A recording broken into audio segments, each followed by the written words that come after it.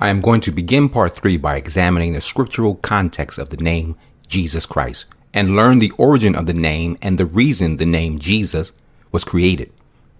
I will especially be using the first translation of the Bible, King James Version, printed in the year 1611 and authorized by Prince James of England.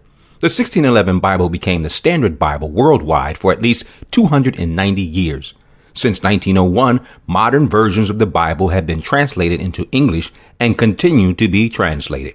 Nonetheless, the whitewashed Christianity was authorized under the rule of King James I of England. Now here's a dramatic, emotional, and chilling short movie created by the Museum of the Bible located near the National Mall in Washington, D.C.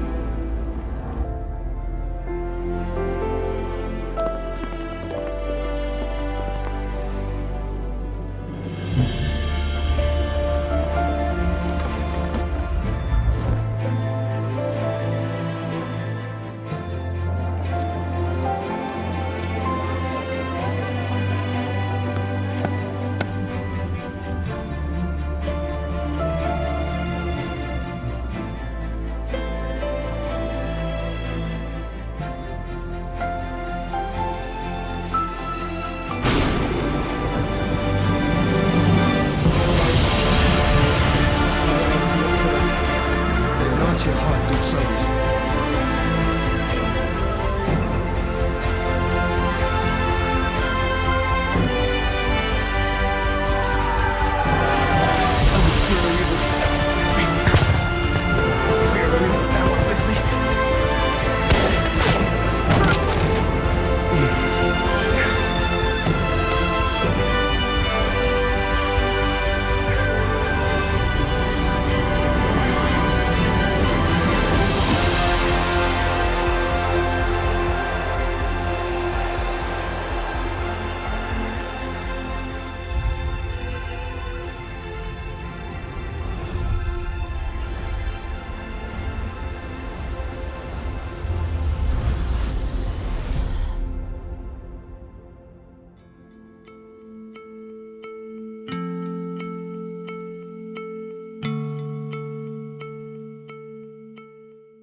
As dramatic and impressive that clip may appear to be, the message continues to promote whitewashed Christianity. Like much of the history of the United States of America is whitewashed, and the history of blackness in America has been purposely hidden, covered up, and attributed to white America more than the discovery of facts that show the original man like this and the true Messiah similar to this. Now, let's look at the KJV translation and the text of scripture because it is the actual words and text that reveal the truth and not the images shoved down our throats for the last 400 years, images that define Christianity.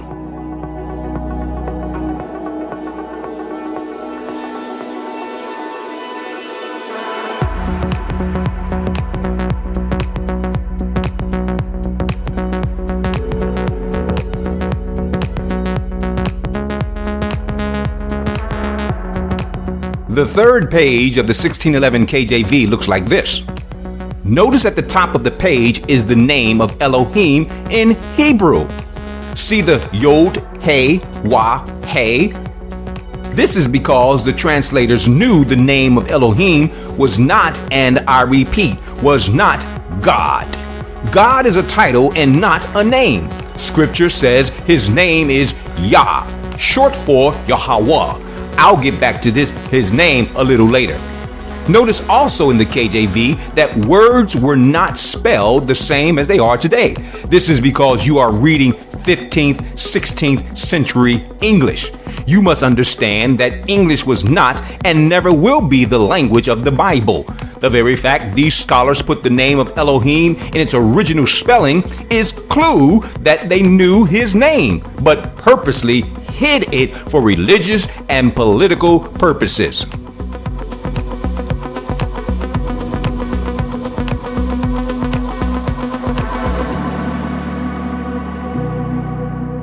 Concerning the letter J, okay, we all know by now that the letter J is only 500 years old, and during the time of Messiah and the Latin language spoken by the ancient Romans, the letter J did not exist. I say again, the letter J did not exist. You can see this by other names in the first English translation of the Bible. The letter I in Latin has the Y sound, and these names would sound like this: Joshua, Judges, Job, Jeremiah, and Jesus. That's because there was no J. So how then can Messiah be called Jesus? If the J did not exist, I will show you using language how that name came about. Now I know there are a lot of Christian preachers who mock the linguistic fact of the etymology of the English language. But like Malcolm X once said, they just hungry for knowledge. The name Jesus did not appear on the face of the planet Earth until 1628 at the 5th edition of the King James Version. The images are from my website. I found the rare 1628 Bible for a whopping $2,000. Can't afford it yet, so I had to substitute for online images. Notice the big difference from the 1611 to the 1628 5th edition. See Jesus, changed, not translated, but changed to Jesus. There's a big difference between a translation and a man-made change. They simply curled the I. In the Middle Ages, the consonantal I was differentiated from the vowelic I by making it a little bit longer and curling it. And so this is where the J comes from in English. To form the J. You may ask, why did they do that? Because the attack on Elohim's word was launched by Hashatan way back in the Garden of Eden at the creation of the original man. In time, corrupt priests and linguists would introduce a false name with its false meaning to achieve their lie. Religion, the name, and the truth of Scripture constitutes a war on a level most are clueless of.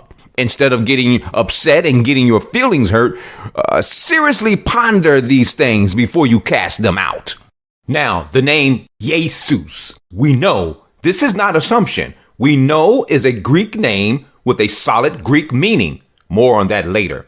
Also, we know this is not assumption that Messiah's name is and will always be Hebrew because he is Hebrew. This is not assumption. This is historical, archaeological, and scriptural fact.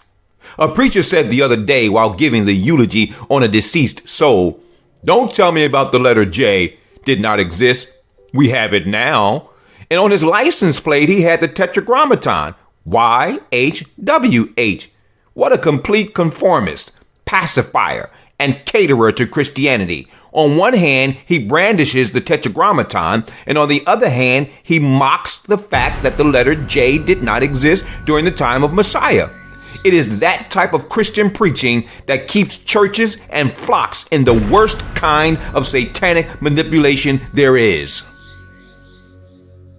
Now, let's look at the Father's name as recorded in the Scripture of Truth. Elohim himself wrote his name down and told us what his name is. Well, my friend, if he said, "This is my name," why in the good green crops of earth would you call him something else? Like God. forsake the lie of Christianity and receive the truth of Yahweh, as he himself told us who he is. He is not God. He is not Lord. He is not Jesus. He is the Elohim of creation, and his name is Yahweh.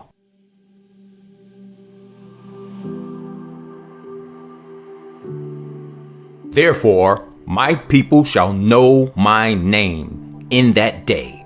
For I am the one who is speaking. See, it is I. That's in Yeshayahu 52 and verse 6, the book of Isaiah. Ancient parchments, which were discovered from 1946 through 1956 at Wadi Qumran, near the Dead Sea in the west bank of the Jordan River by Bedouin shepherds and a team of archaeologists. These scrolls reveal indisputable facts in history. Here is an image of Tehillim, the book of Psalms, that show the Father's name written in Paleo Hebrew style.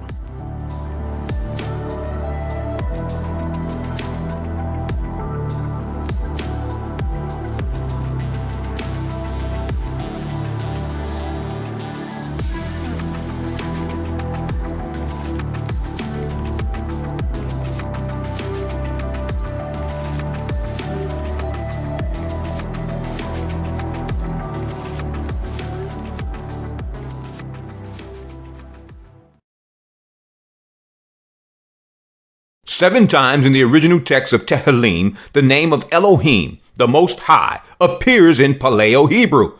This is where we get his name, because his name is in the scriptures. God is not his name, neither is Lord in reference to him. Are you ready to be shocked and maybe even disbelief? Well, I have always said when teaching, do your own research. Don't just take my word for it. Lord, in the Greek dialect, is the word Baal, and its Latinized form is found in the Vulgate Bible, and over time, the Geneva and the King James Version. Prior to the KJV, the Bible, as we know it today, was in Latin. In its Latin language, Baal means Lord. Here are images of lords, and another, and another, and another, and one more. Pagan Greeks and pagan Babylonians had many lords, and the translators of the KJV falsely translated that name as an association with God, Jesus, Lord. All three titles are not, and I repeat, are not related to the Elohim of Scripture. I have shown using Scripture that Elohim's name is Yahweh, and his son is Yahusha.